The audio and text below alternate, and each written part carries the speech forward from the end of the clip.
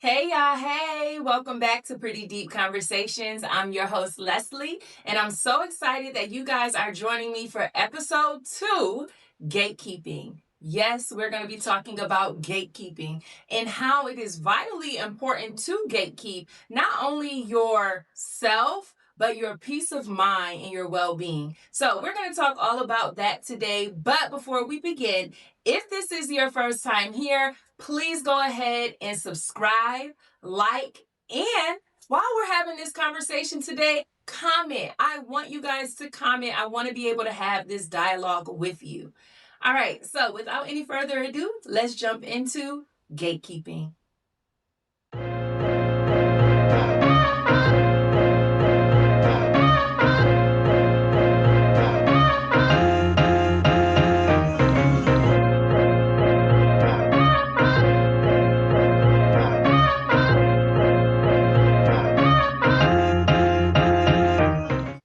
All right, Jim. So we're going to talk about gatekeeping. But before we talk about gatekeeping, we have to define what gatekeeping actually is. So we all have smartphones. I have 2 phones, okay? 2 phone shorty.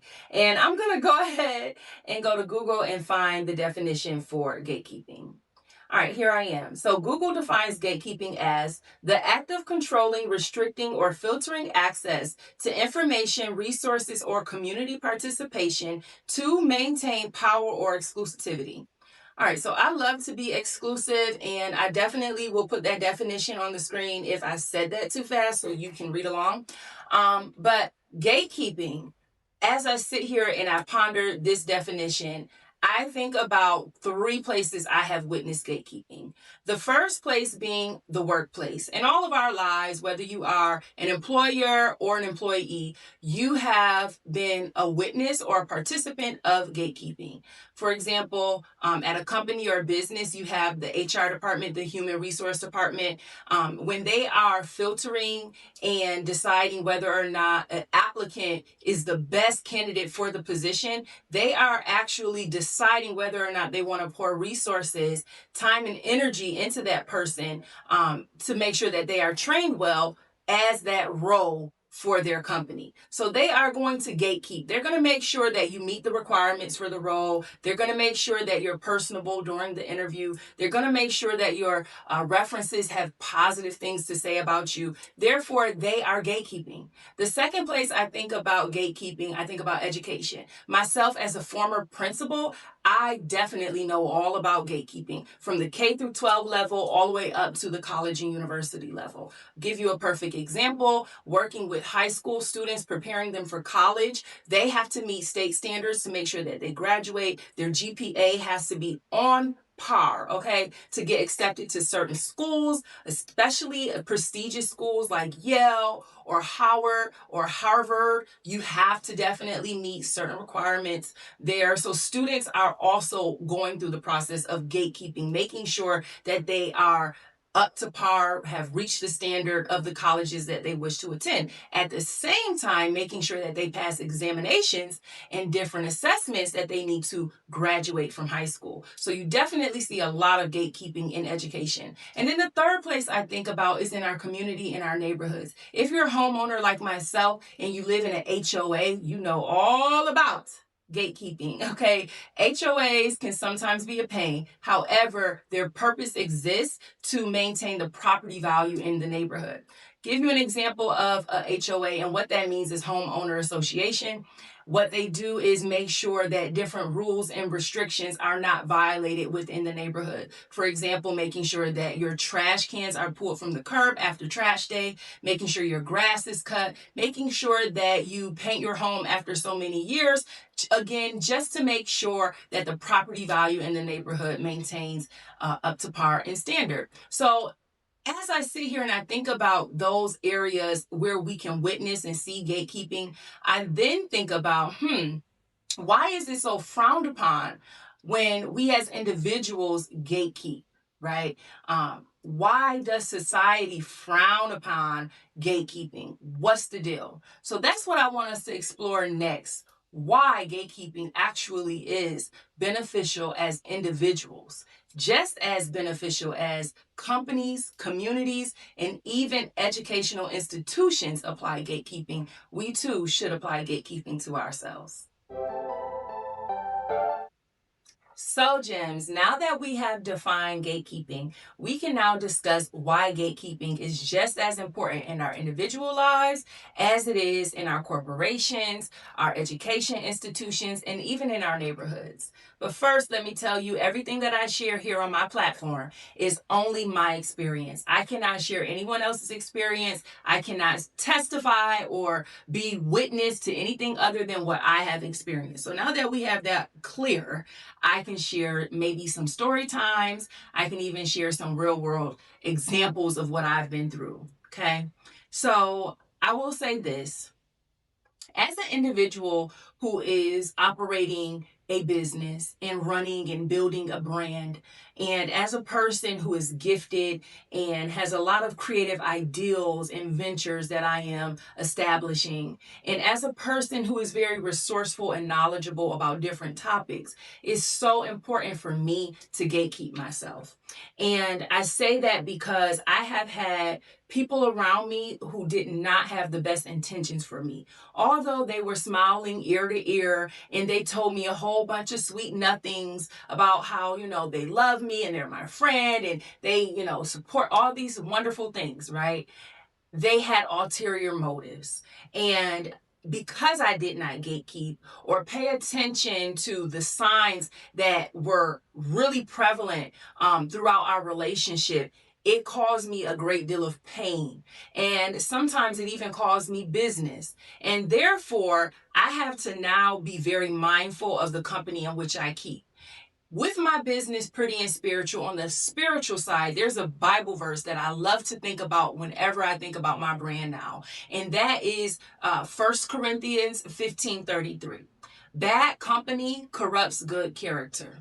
And it just makes me think about a phrase that I remember hearing a lot when I was growing up. I don't want no dirt on my name. I don't want no dirt on my name, right? And although you can't control the narratives that people create, you can't control rumors that are started about you. You can control the company in which you keep.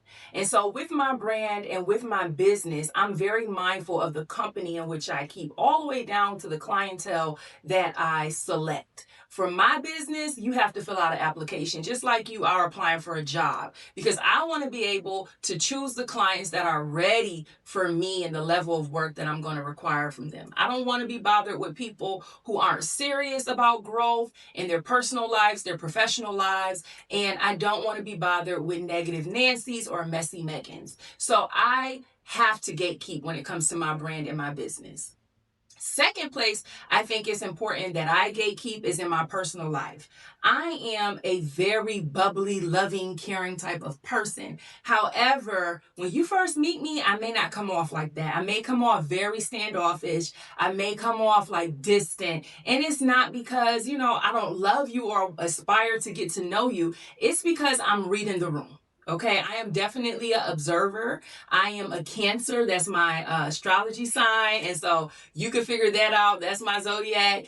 But in saying that, I have been burnt in friendships, not to say that I'm rooted and holding on to grudges or anything like that, and I don't trust anyone, but I have to be mindful of the company I keep. Again, bad company corrupts good character. I don't want to surround myself with friends who have horrible reputations, because let's be real, birds of a feather, to me, do flock together. If my friends are doing bad or making poor decisions, I don't want to say bad, but making poor decisions, I should be able to step in and say to my friends, hey, we're not doing this. This is not aligned to where we're going or our potential. Let's step away from this. And if my friends aren't receptive to that, I have to make a decision to keep hanging with them or remove myself. And most likely I'm going to remove myself. If I choose not to say anything or be a part of that, I am like them. And that makes me a bird of the same flock. So I have to be mindful of the company in which I keep. There's also a lot of people who pose as your friends, pose as, people who want to support you, and they have a whole entire motive of taking and siphoning your energy. They like to hear your ideals and steal your ideals. I had an instance where I shared some of my ideals with a person, and then next thing I know, I see them like trying to create what I shared with them. And it was very awkward and weird because they acted as though nothing about that was weird. But it was like, girl, are you for real? Like, I just told you that was my vision, that was my ideal, and that I was working on this. And now here you are trying to implement it, the exact thing. Oh no. So I have had learned to keep some things private, because what's private, people can't destroy. What's private, people can't decipher. And so it's so important to me now to have a level of privacy, a level of access that is not granted to everyone.